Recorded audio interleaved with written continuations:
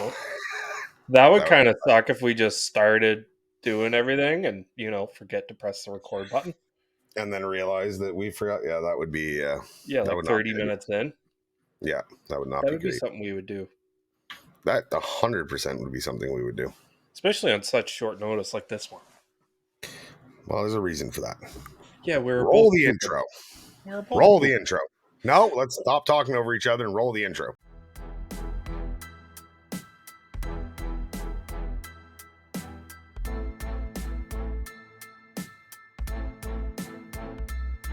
Hey everyone, I'm Brad from Calgary. This is Sean from Cambridge, Ontario. I'm Terry from Cornwall, Ontario. Hey, this is Larry from Pitt Meadows, British Columbia, and you're listening to the Towing Life Podcast.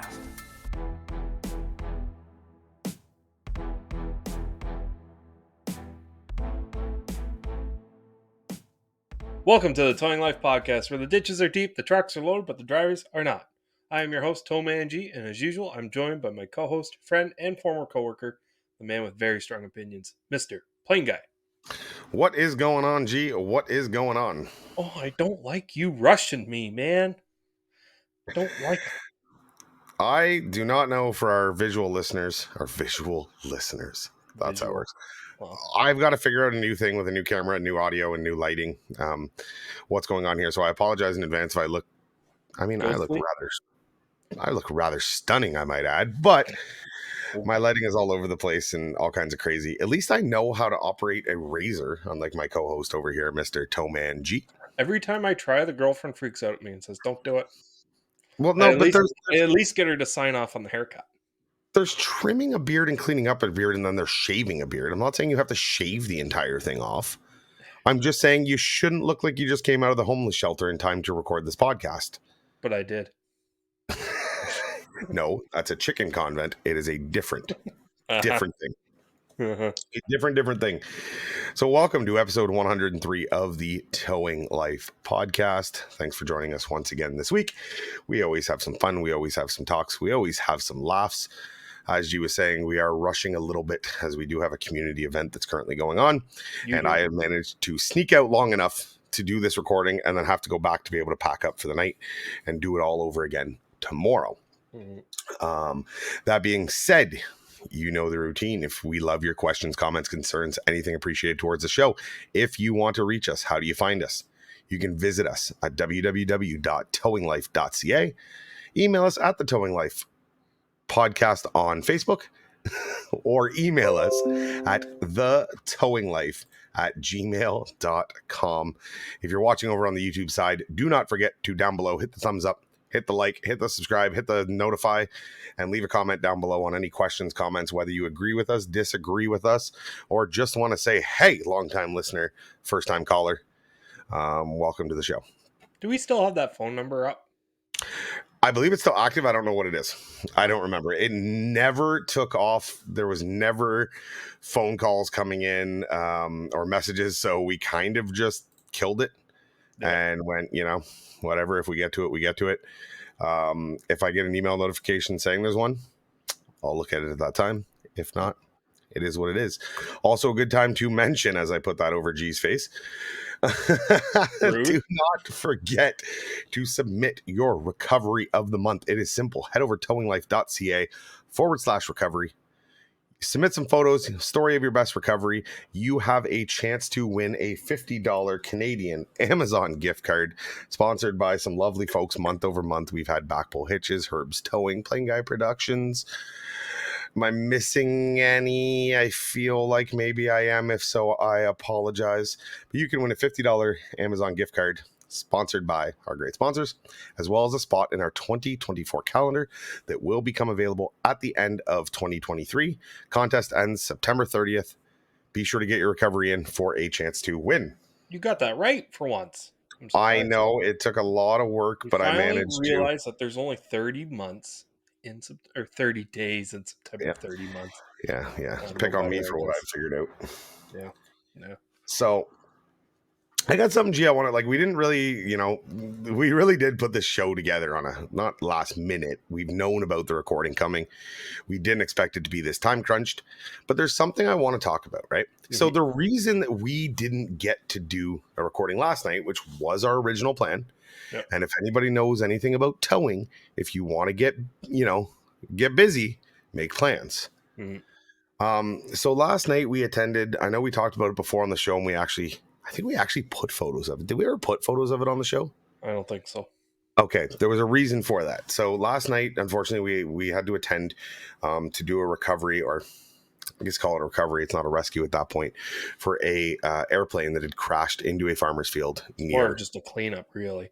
It is pretty much just a cleanup at that point, but we had to tow the unit back to our yard to hold for future investigation of an airplane that, unfortunately, for whatever reason, what it is, it's still unclear at this point, landed in a field near a runway. Yeah. Right. And the passengers of that airplane, one confirmed for sure has passed, and the other last check was in very bad condition. Yeah. Right. And it was crazy. Right. When we got on scene, we were called in to get the plane. We weren't called in by the police. We were actually called in by like a government agency. Yeah. I won't name which, to retrieve this plane. And the plane, talking with officers not on scene, the plane had crashed at, let's say, 1 p.m. By 1:05, there was pictures on social media. Wow. Yeah. Wow. And it's crazy to think how quick people are nowadays to grab photos and post online. Yeah. Right? They don't know at this point the extent of the injuries. And I don't think the people that posted these photos, and they were from a distance, it was in the middle of the field, whatever, but no, like, I don't think their intention or thought was that, oh my God, somebody died. Right? Yeah. The farmer, sorry, I don't mean to cut you off, but the farmer was more pissed off about his field than he was the life that was possibly lost in that plane. Yeah. Like, it's a sad state of affairs and world that we've really come into. And that's not what I'm trying to get onto. Is let's talk about how sad our world is that we live in right now, and how much things have changed.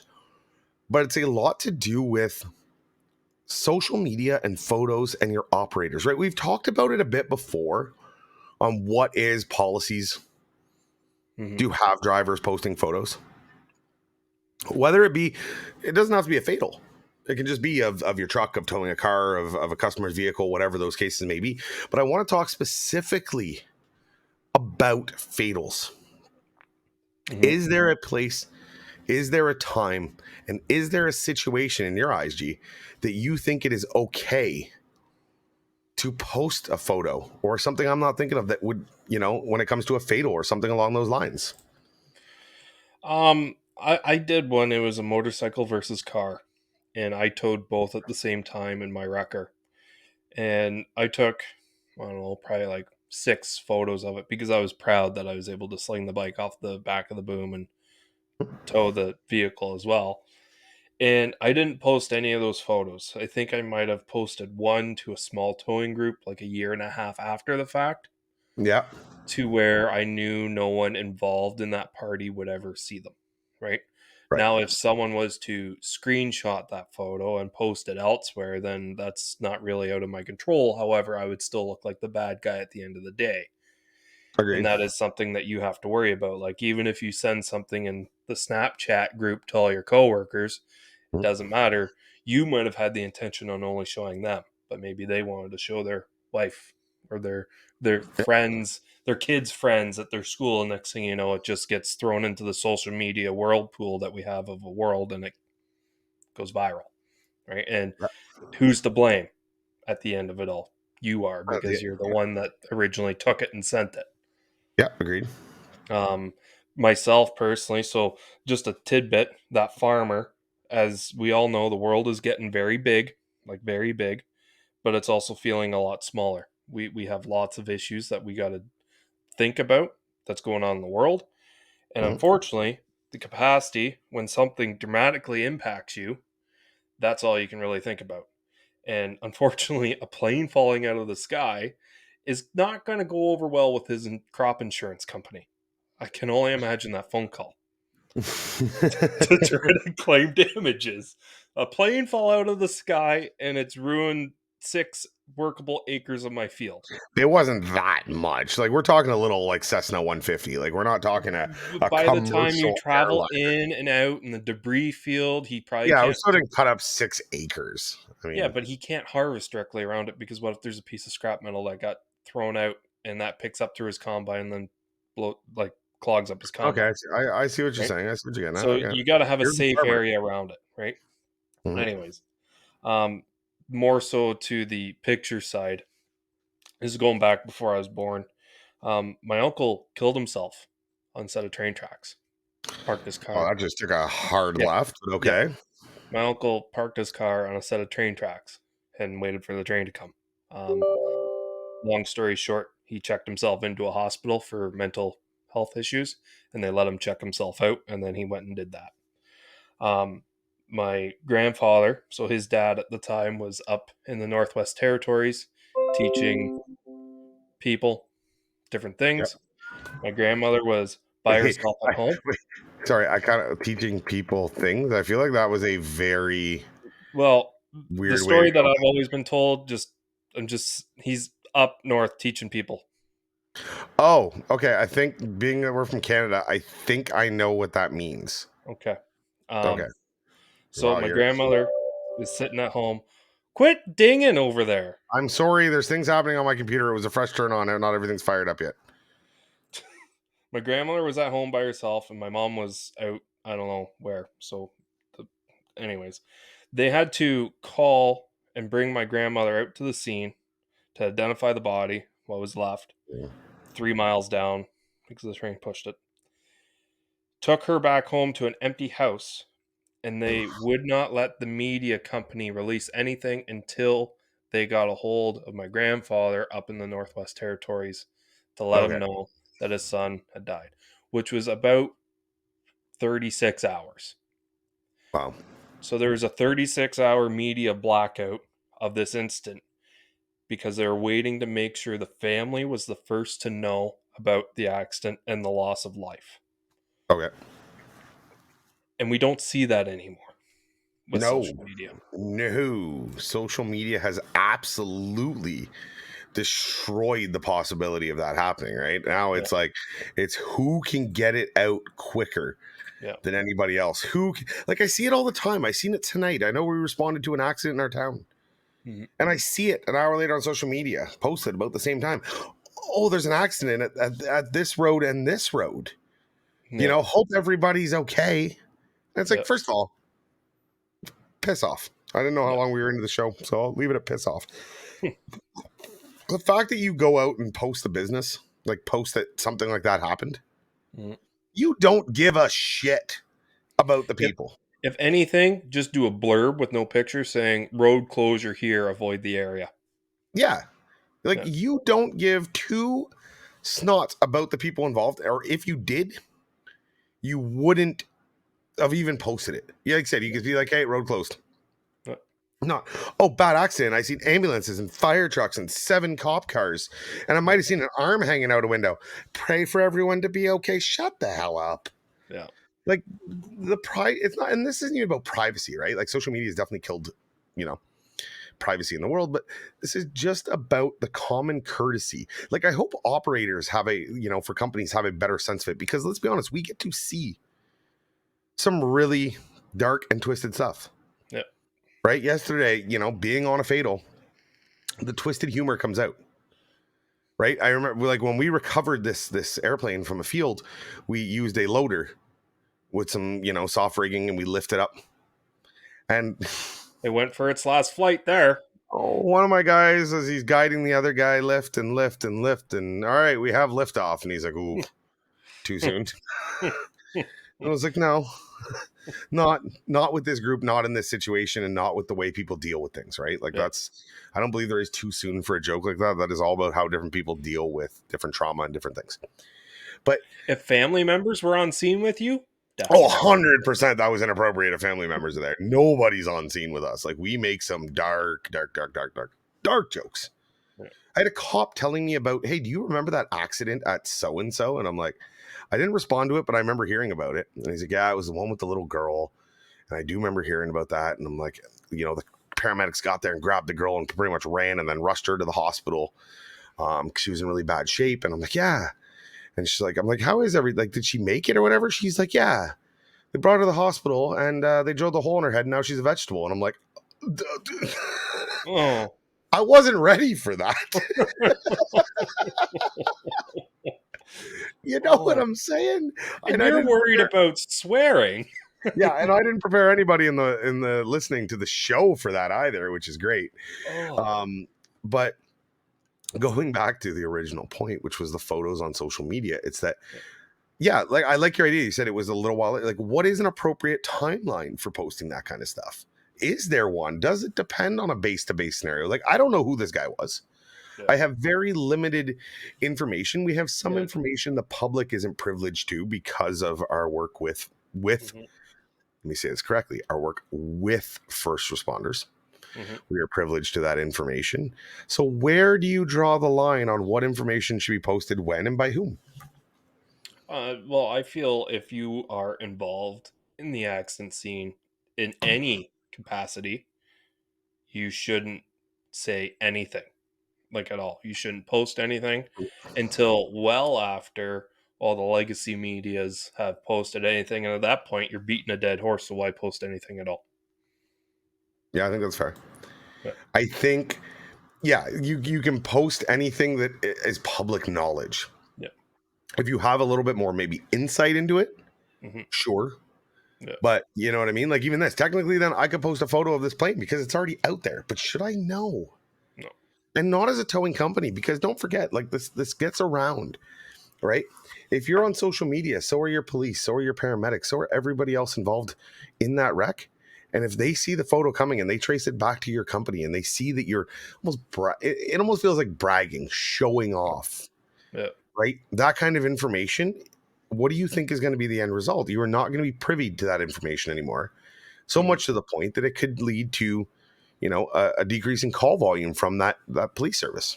Yeah. Which it is hard because us as towers, we're normally pretty proud people, right? For the most part, Yeah, of we try to course. take pride in what we do to make the job worth it, and we try to take pictures and show off, and either take these pictures as learning experiences so you can pass those down to the people that come in after you, or like, look what I did in this situation. This is how I did it. Yada yada Yep, yada. of But course. there's a switch that you need to be able to flip real quick Mhm. when it comes to fatal, anything to do with the police, really, because if, let's say, I got caught drinking and driving and my vehicle got impounded and I drive a 92 Honda Civic that's red and purple with a big wing on the back, and you post that on social media and everyone now in my town knows I got busted for a DUI because that's my vehicle. Like, it's a Mhm. recognizable vehicle. Well, that wasn't your place to share. That Mhm. should be under my own mission Ah, to let people yeah, well, know. it's true. Like, but that's where a police blotter, again, they can't share the photo. But Yeah. if your name is released in a police blotter for a DUI and then posting the photo, again, it's public info. Yeah.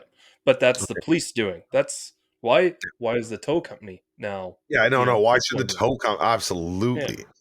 Absolutely. It's Right. not Like, your again, place. You're a towing no, company, right? 100%. Like, I know for in like our police compound, it's all indoor storage. So I cannot take any pictures inside my shop Mm. because, like, if someone comes in and say, "Oh, I want to take pictures of my car that's sitting in your shop," okay, don't get that vehicle in your photos, and don't get that vehicle in your photos, and I have to get you to sign this paper saying you're not going to post them. You can Oh, give them to really? your insurance Oh, company oh, because we got you have a contract or an agreement they have to sign when. we depending on the vehicles that are in there and the reason why they're in there, person struck, hit and run, whatever. Especially if they're going through the court systems, no one is supposed to know where the vehicle is or where it's being held. You know what? That was not somewhere I wanted to go with this, but I absolutely am intrigued to hear more because, like, we see that all the time where customers will come in to empty belongings out of a vehicle. Now we have outdoor storage. Yeah. But what we don't know is, short of a lot of times a serious investigation vehicle will be parked inside, Mhm. right? But I have a van from a fatal from months ago. Mhm. Let's say it's parked next to this lady's Honda Civic, Yeah. right? That she's unloading her, her 92 Honda Civic, as I always like to refer to. She's unloading her belongings out of it, and she's grabbing photos of that, whether intentionally or not. Mhm. I like the idea of, and we don't have anything currently, I'm really going to bring this up, of any photos taken on the premise, agreement, blurb, whatever, because they sign a bunch of paperwork when they come in, Yeah. that photos taken are not approved to be shared on any sort of social media or whatever. And at least it covers your ass if a photo gets out that somebody took inside of your impound yard while grabbing maybe their vehicle. Yeah, because I know some people are really like we had this one lady, this is way before my time. Her son was killed in this vehicle and she was absolutely distraught and she was adamant. She came in, paid the bill for it and everything and dealt with the insurance and she said, "I don't care what happens to the car. I just want to make sure no one sees it. No one gets any parts off of it." She took it to we took it to the scrapyard for her and the scrapyard even let her push the button to crush the car and to shred it just Uh, so she yeah, knew she that wanted there that was close. nothing, like no remnants of that car anywhere on the earth Yeah. anymore, just to have that closure. Yep. So then if you think, okay, that car's gone, and then all of a sudden a year from now, pictures pop up, and that just brings back all the memories because that's the car your son died in 2 years Mhm. ago. Now on social media, being shared around for something completely different. Like But couldn't that have if been I you was in too that in that position, in that towing group, right? Where post that photo a year and a half later. Like, that's what I mean. There's no timeline on when it's appropriate yeah, to post this kind of stuff, because a year and a half, 2 years later, the end of the day, a fatal is a fatal. yeah. And that can stir up a lot of, trauma Mhm. and all that when that photo gets back around to that person. So is it ever appropriate to It could post be anything on social media? it could be appropriate if you go and you get a release waiver signed by the family. Good luck doing that. Exactly, right? Do you want to Exactly. be a dick? Because that's how you become a dick. Imagine having an on-site visit form that they sign when they come to get belongings that said, we are allowed to post any, you release rights to any of your property that we can take photos of and post on social media. Can you imagine the, like, and I'm sure somebody could easily sneak that in. Like, I read through legal obligations to customers when they come in, being that you are as the registered owner of the vehicle, you are responsible for any outstanding fees that your insurance refuses to cover. Mhm. And if the matter does go into court, you will be named in the, in the court action. Mhm.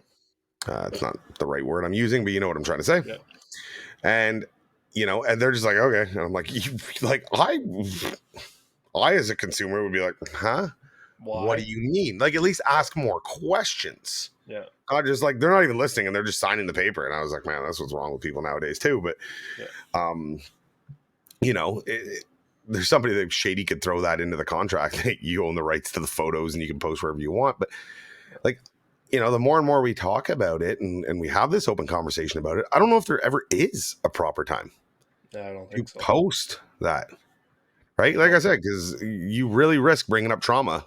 Yeah. Right? The police do it for awareness, Yeah.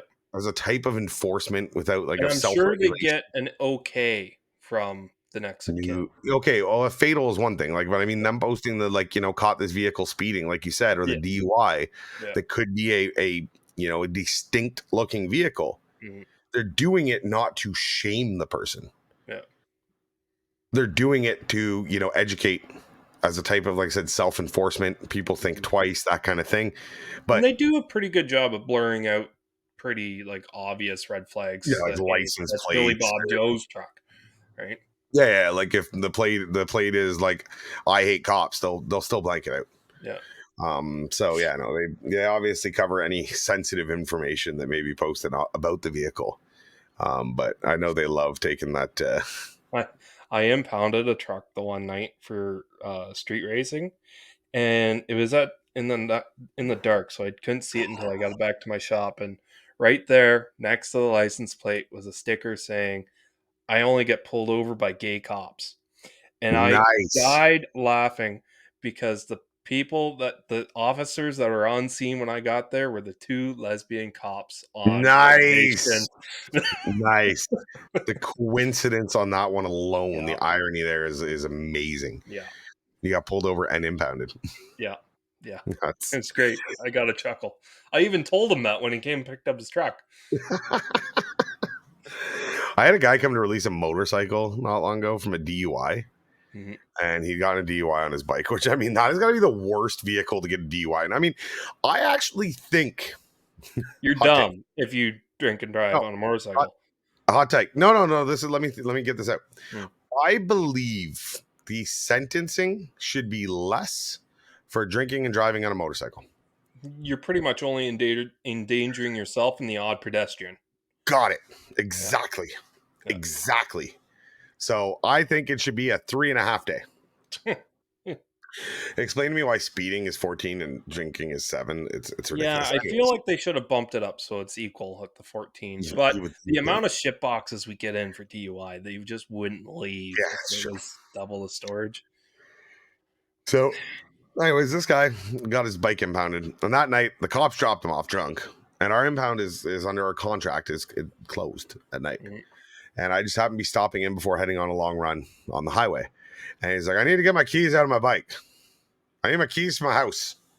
I'm like, I'm sorry, bud. Like the impound's closed until tomorrow morning. It was available on a Saturday morning. This is like Friday night. Yeah.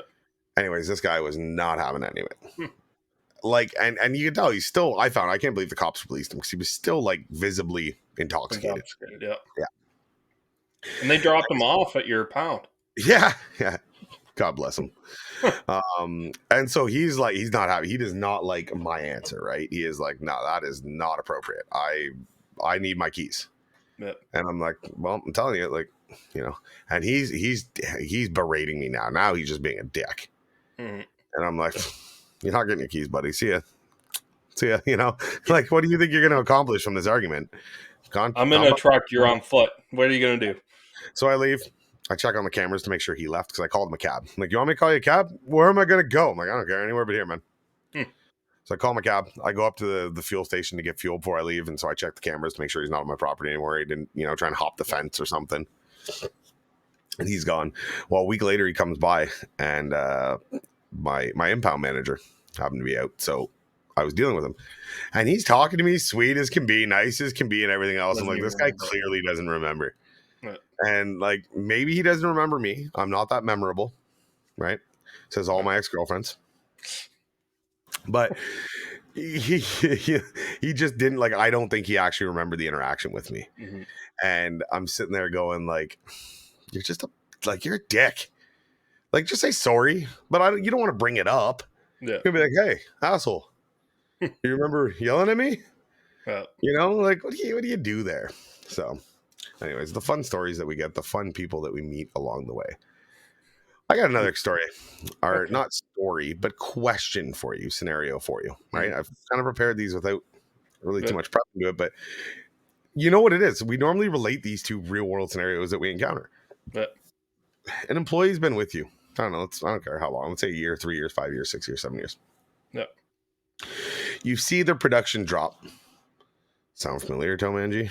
And at one point, they offer you their 2 weeks notice. Do you or do you not let employees work out their 2 weeks? It really depends on the person. I mean, I've put in 2 weeks notice. I've put in a month notice. I've put in 2 months notice at some places I've worked at, and I've always worked it out. Because I think I've always left on decent terms. Like, I'm not trying to screw you over here. If I was trying to screw you over, I would just not show up at work. No, I don't mean you as an employee. Sorry, let me say that. What about as an employer? Do you let the employee work out the 2 weeks, in your opinion? I know you haven't been in that situation, but well, once again, it really depends on the employee. Like, if you've been seeing the decline in productivity go down over the last couple of months.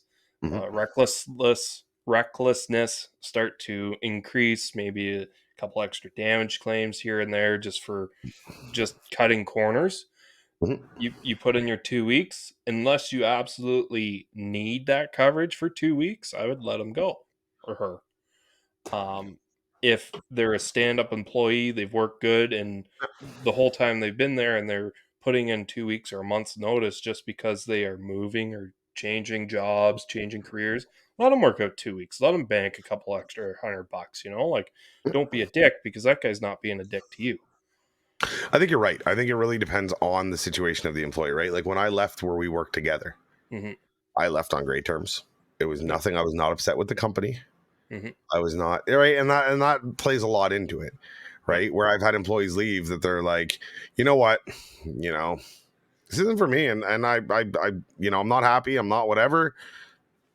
I quit. It's more that I quit. Let's put it that way. Quitting Yeah. and resigning or leaving on good terms are two different things. Yeah. Right. I know they all come down to they're both quitting, but it's how you do it and Yeah. what the reason is for the quitting. Mm-hmm. Because I'm a big believer, it doesn't matter if they're your best employee. No, because even if they give 2 weeks and you quit, you still got to pay them out. Yeah.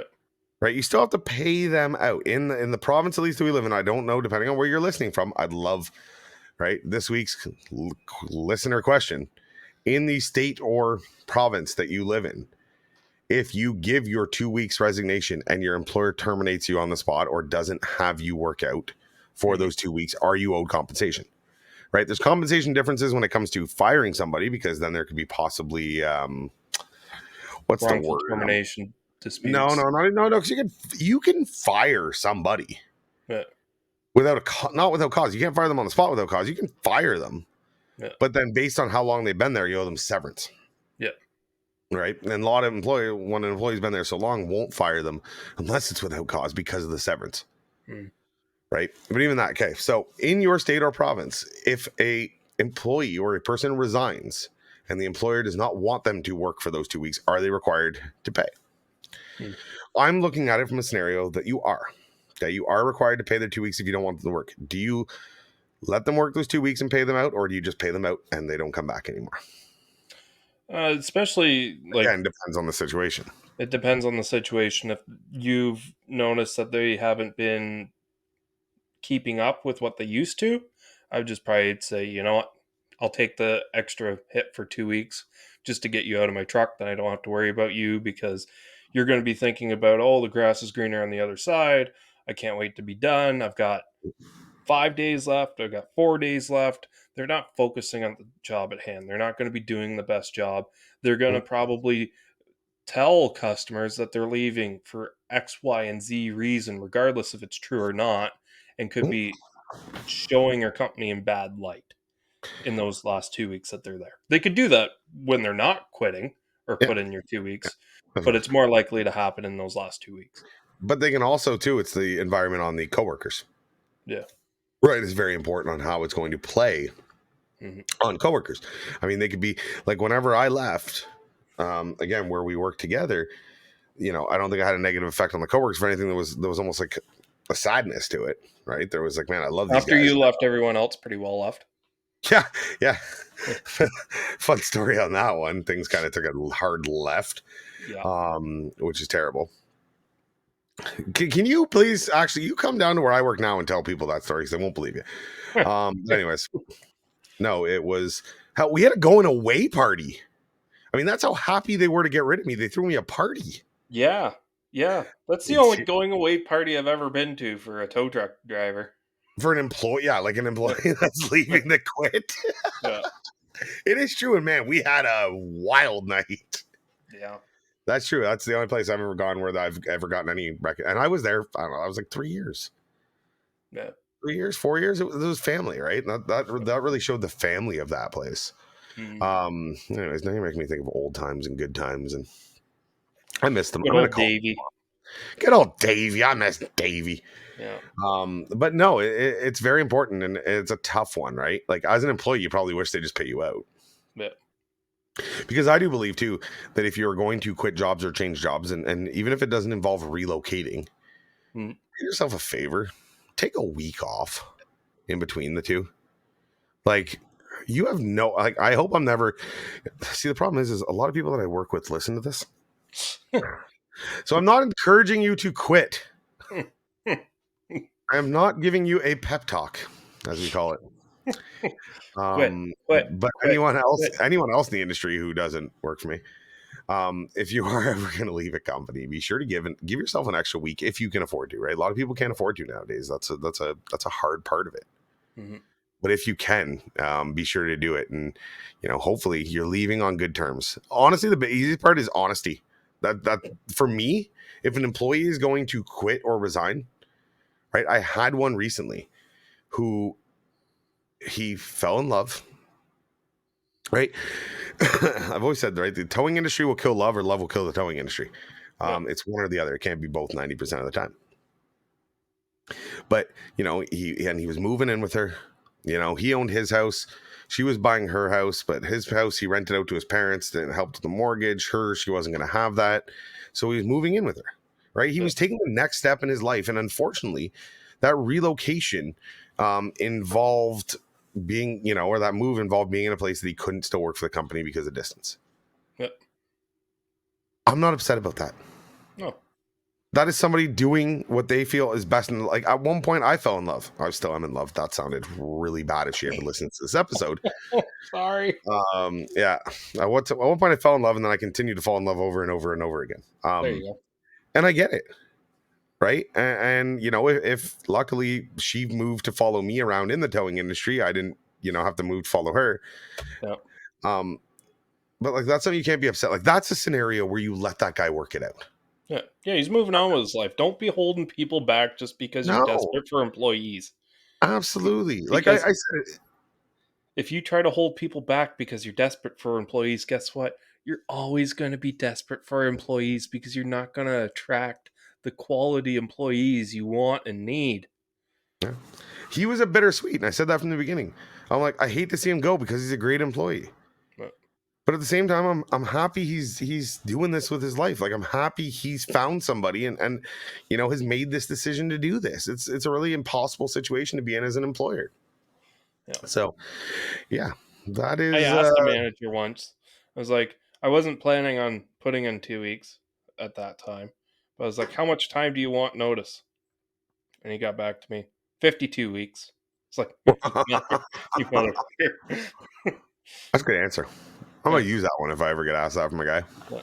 How much notice do you want? A year? Yeah. Minimum a year. Yeah. Minimum a year. I think that's pretty reasonable. And then hopefully I can change your mind in that year. Or at least train a guy to replace you in that time. No. I'm going to change your mind or fail miserably trying. You're probably going to fail as management, when people quit, it's tough. Right? Even because more work falls back on you as well. No, bullshit. That's not even what I'm talking about. Okay, I had this kid that I let go. He didn't even quit. Right, I let him go. This guy I let go, and I'm not going to get into the details of it because, again, people that I work with do listen to the show. And I'd given this kid a lot of chances. Mm-hmm. He had been a pain in my ass. I'm not gonna sugarcoat it. I never did then, and I won't now.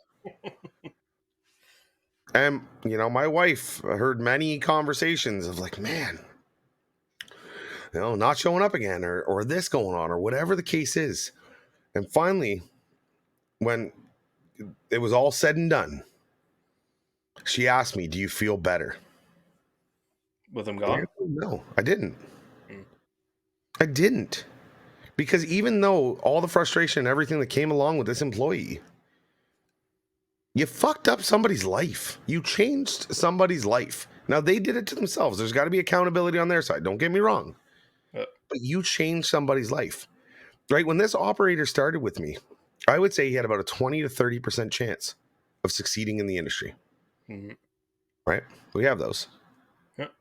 And your job as a manager or as a lead driver, anything, like anyone with any sort of responsibility from the company, right? Whether that be a supervisor, whether that be a lead driver, whether that be a manager, whether that even be an owner.